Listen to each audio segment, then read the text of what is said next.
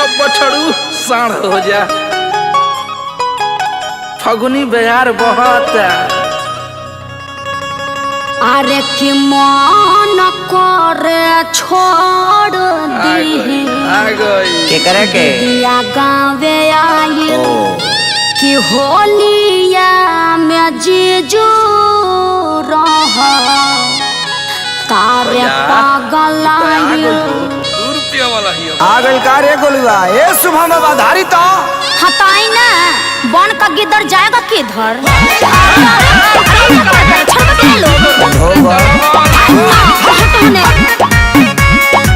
होलिया में आयल बानी जीजा तहरा गावे अच्छा बात हम तैयार जैसा लगला रंग लगावे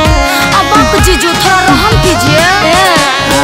होलिया में आयल बानी जीजा तहरा गावे तू तो हम तैयार जैसा लगला रंग लगावे मुंह अपन खोल दे हम तारे पर तू बोल दे हम बनत रहे अपना के बहुत कुछ घोड़ी पर पिचकारी से चाहे पूरब जइबू हो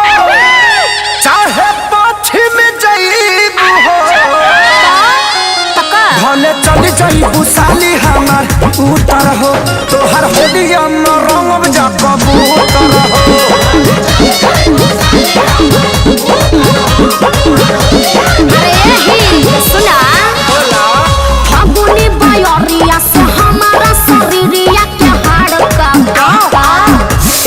तोहर होता बत पीछा करी या से झाड़ो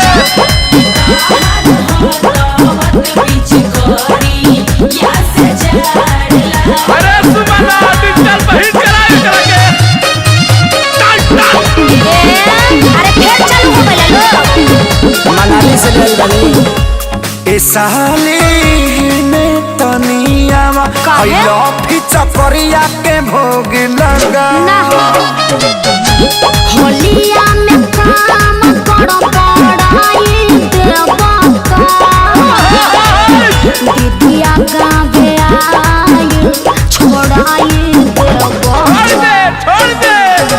पानी पाकी फेंक लो छोड़नी हम देख लो लगे जान ले ले बाबा न तारा सदा विकास तू यार एकरा में ए साली नीचे जइबू हो अरे जियो बेया ए मेरा जी खींच जइबू हो अरे हिट मैसेज के आनी आई ए धन रखी हो बच्चा के यापन बूफर हो तोहर होलिए में रंगब जा कबूतर हो